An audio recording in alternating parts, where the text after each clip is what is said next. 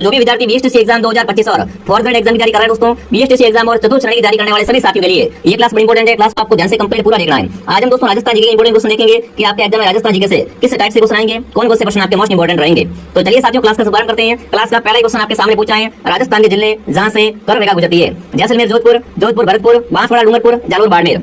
तो दोस्तों राजस्थान में जो आपकी कर रेखा है वो कहां से गुजरती है? ये गुजरती है बांसवाड़ा और डूंगरपुर से। बांसवाड़ा और डूंगरपुर से क्या गुजरती है? राजस्थान में कर रेखा गुजरती है। सी ऑप्शन आपका राइट हो जाएगा। अगला प्रश्न दोस्तों आपके सामने अरावली पर्वत श्रृंखला की दूसरी सबसे ऊंची चोटी दोस्तों, यहाँ पर आपको बताना अरावली की दूसरी सबसे ऊंची चोटी कौन सी है? कुंभलगढ़, नागपाड़, शेर या चलगढ़। तो देखो अरावली की से बात करें कि अरावली की सबसे ऊंची चोटी है वो गुरु शिखर है। अरावली की सबसे ऊंची चोटी कौन सी है दोस्तों? गुरु शिखर।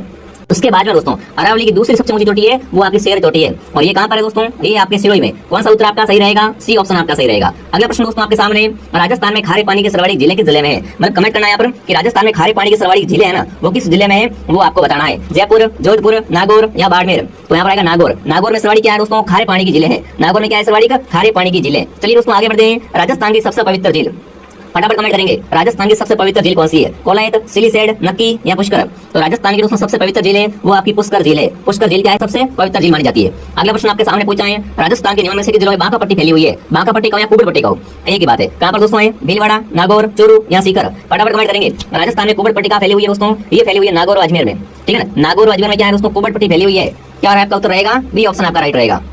जिसने भी दोस्तों क्लास को लाइक नहीं किया है, क्लास को फटाफट लाइक करें और क्लास को शेयर करें। अगला प्रश्न आपके सामने पूछा है राजस्थान में सर्वाधिक पशुधन वाला जिला, मतलब सर्वाधिक पशु कहां पाया जाता है? बीकानेर में, बाड़मेर में, जैसलमेर में या नागौर में।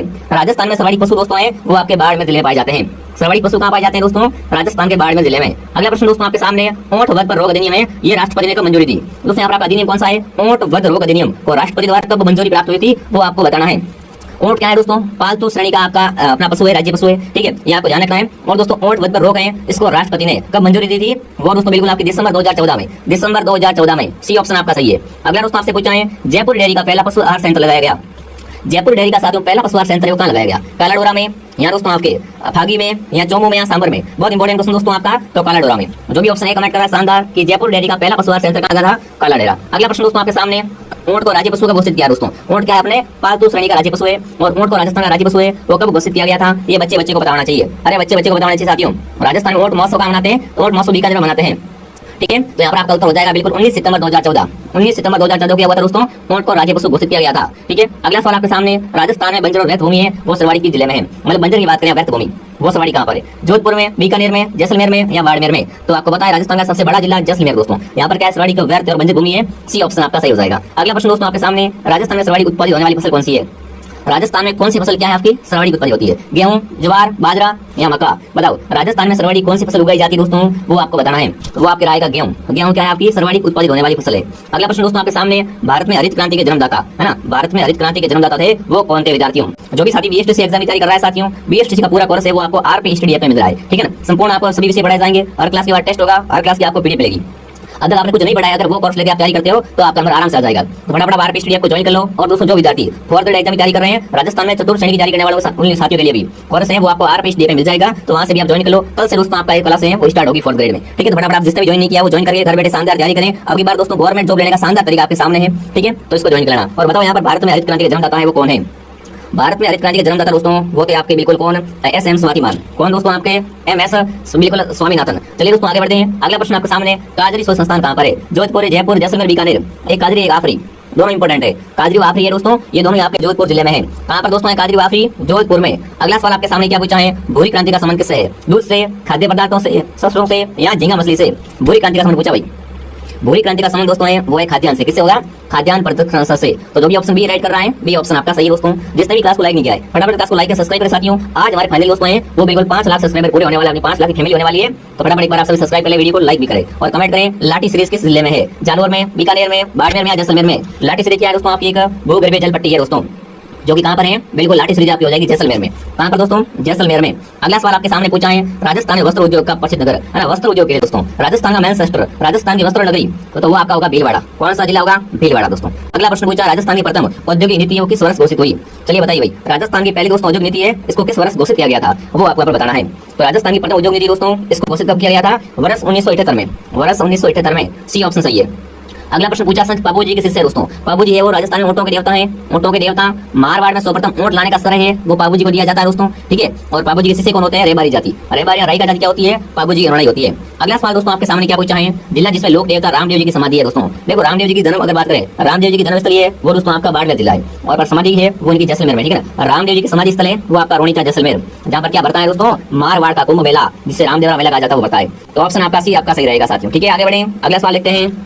अगला प्रश्न आपसे पूछा है सुगन चढ़ी को किस लोक माता का स्वरूप मानते हैं? सुगन चढ़ी को किस लोक माता का स्वरूप माना जाता है? स्वाज्ञा माता, नागणेशी माता, आवड़ माता या शीतला माता? तो दोस्तों सुगन चढ़ी है वो क्या है? वो आवड़ माता का स्वरूप है। सुगन चढ़ी क्या है आपकी? आवड़ माता का स्वरूप। अगला सवाल आपके सामने पूछा है जहार पीर के नाम से कौन से लोक देवता जाने जाते हैं? राजस्थान में जहार पीर है ना, वो किस लोक देवता को कहा जाता है दोस्तों? तो जहार पीर है गोगा जी को कहा जाता है। जहार पीर किसे कहते हैं दोस्तों? गोगा जी को कहा जाता है। और गोगा जी दोस्तों क्या है आपके? मोहम्मद गजनवी के समकालीन थे, ये भी आपको साथ में ध्यान रखना है। ऑप्शन डी सही है। अगला दोस्तों दधीमती माता का मंदिर राजस्थान में कहां पर है? कौन सी दोस्तों माता? दधीमती माता। इनका मंदिर राजस्थान में कहां पर दोस्तों बना हुआ है? तो बिल्कुल आपको ध्यान रखना दोस्तों, गोठ मांगलोद में। दधीमती माता का मंदिर दोस्तों कहां पर है आपका? गोठ मांगलोद। आप कहोगे गोठ मांगलोद कहां पर है, पहले तो ये बताओ, है ना। गोठ मांगलोद है दोस्तों वो आपका हो जाएगा नागौर में। बहुत अच्छा क्वेश्चन है, बहुत सिंपल क्वेश्चन है, आई होप आपको याद हो गया होगा। तो ध्यान रखना, दधीमती माता का मंदिर आपका गोठ मांगलोद नागौर में। अगला सवाल आपके सामने, राजस्थान में उंदरिया पंथ किसमें प्रचलित दोस्तों है? उंदरिया पंथ की बात करें दोस्तों, उंदरिया पंथ है वो किसमें दोस्तों है? तो ये बिल्कुल भीलों में।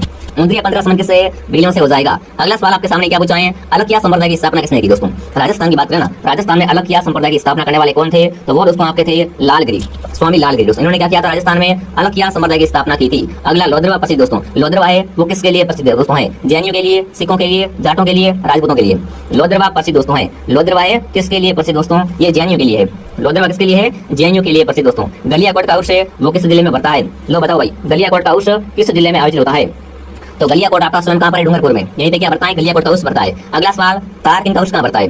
चलो बताओ, अगला क्वेश्चन आपसे क्या पूछा है? तारकिन का उर्स बढ़ता है। तो तारकिन का उर्स दोस्तों है ये बिल्कुल आपका बढ़ता है नागौर में। कहां बढ़ता है साथियों? नागौर में। डी ऑप्शन आपका सही है। अगला प्रश्न दोस्तों आपके सामने, चौंप नामक आभूषण पहना जाता है। लो जी भाई साहब, आभूषणों से क्वेश्चन पूछा है, जिसने भी दोस्तों तैयारी करें, ठीक है। और चौंप आभूषण दोस्तों है ये बिल्कुल आपका दांत का आभूषण है। चौंप है, रकन है, ये क्या है आपके? दांतों के आभूषण। अगला प्रश्न, मेहमद आभूषण कहां पहना जाता है? मेहमद आभूषण दोस्तों सिर पर, कमर पर, भुजा पर या पैरों पर मेहमद आभूषण है वो पहना जाता है, वो आपको बताना दोस्तों। तो मेहमद क्या है आपका? सिर का आभूषण है दोस्तों। मेहमद क्या है आपका? सिर का आभूषण है।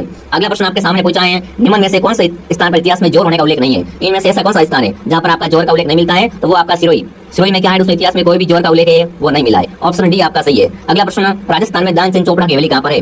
राजस्थान में बताना है दानचंद चोपड़ा की हवेली। राजस्थान में दानचंद चोपड़ा की हवेली है वो आपकी सुजानगढ़ में। कहां पर दोस्तों है? सुजानगढ़ में। अगला प्रश्न आपके सामने, जोधपुर किले में पुस्तक प्रकाश पुस्तकालय की स्थापना किसने की दोस्तों? जोधपुर किले में बताना है पुस्तक प्रकाश पुस्तकालय की स्थापना जसवंत सिंह, अजीत सिंह, मान सिंह या तख्त सिंह? तो दोस्तों जोधपुर में पुस्तक प्रकाश पुस्तकालय है, इसकी स्थापना की थी दोस्तों मान सिंह ने। किसने की थी? मान सिंह ने। अगला सवाल आपके सामने, जिसने भी दोस्तों टेलीग्राम चैनल ज्वाइन किया टेलीग्राम चैनल को जरूर ज्वाइन करें और फटाफट कमेंट करें, अलवर में स्थित मूसी महारानी की छतरी किसने बनवाई? अलवर में क्या बनी हुई है? मूसी महारानी की छतरी। और ये छतरी किसने बनवाई थी दोस्तों? ये बनवाई थी किसने? महाराजा विनय सिंह ने। विनय सिंह द्वारा बनी गई थी। ऑप्शन डी आपका राइट है। अगला प्रश्न दोस्तों पूछा है, शेखावटी ब्रिगेड का मुख्यालय, शेखावटी ब्रिगेड का मुख्यालय कहां पर है? सीकर, डूंगर, झुंझुनू, खेतरी या फतेहपुर? फटाफट बताओ, शेखावटी ब्रिगेड का मुख्यालय कहां पर दोस्तों है? तो शेखावटी ब्रिगेड का मुख्यालय है वो आपका हो जाएगा झुंझुनू में। कहां पर दोस्तों? झुंझुनू में। बी ऑप्शन आपका राइट है। माधोराजपुरा का किला किस जिले में है? कौन सा दोस्तों दुर्ग है आपका? माधोराजपुरा का दुर्ग। तो यह दुर्ग दोस्तों बना हुआ है वो आपका हो जाएगा जयपुर में। माधोराजपुरा का दुर्ग कहां पर है? जयपुर। उत्तर आपका राइट रहेगा। जो भी प्यारे साथी जयपुर बता रहे हैं बिल्कुल आपका उत्तर राइट है। संत पीपा की छतरी किस दुर्ग के समीप है? जब भी बात करें संत पीपा की, संत पीपा का संबंध दोस्तों है वो किस दुर्ग से है? इनका संबंध गागरोन दुर्ग से है। किस दुर्ग से है दोस्तों? गागरोन दुर्ग से, ठीक है। और क्लास का टाइम आपको बताइए दोस्तों, एक क्लास मॉर्निंग 8 बजे, एक क्लास दोपहर 2 बजे और एक क्लास शाम को 9 बजे, 3 क्लास लाइव आती है, ठीक है। और आमेर के किले में, आमेर के किले वो महलों का निर्माण किसने करवाया? आमेर का दुर्ग और इसके जो महल बने हुए हैं इनका निर्माण किसने करवाया था? वो भी मान सिंह ने करवाया था। किसने दोस्तों? मान सिंह द्वारा करवाया गया था। जो भी ऑप्शन नंबर बी को सही कर रहे हैं, बी सही है। अगला दोस्तों, 12 में मुकुंदवाड़ा की पहाड़ियां पर कौन सा दुर्ग बना हुआ है? 12 जिले में मुकुंदवाड़ा की पहाड़ियां हैं, इस पर कौन सा दुर्ग बना हुआ है? वो है आपका शाहबाद दुर्ग। 12 जिले में मुकुंदरा की पहाड़ियों पे कौन सा दुर्ग है? शाहबाद दुर्ग। अगला प्रश्न आपके सामने पूछा है, वंश भास्कर है वो वीर सत्सय ये किसकी रचना है? वंश भास्कर है आपको बताया और वीर सत्सय ये रचना किसकी है दोस्तों? ये सूर्यमल विष्णु की रचना। किसकी है? सूर्यमल विष्णु की रचना है। ऑप्शन नंबर ए आपका राइट है, ठीक है। अगला प्रश्न आपके सामने, दुर्शाढ़ा ने किस ग्रंथ को 5वां वेद कहा है ना? दुर्शाढ़ा ने किस ग्रंथ को दोस्तों क्या कहा है? 5वां वेद कहा है, तो वो है दोस्तों वैली कुसुम रुकमणि। वैली कुसुम रुकमणि को 5वां वेद किसने कहा है? दुर्शाढ़ा ने कहा है। सी ऑप्शन आपका सही है दोस्तों। तो ये आज की क्वेश्चन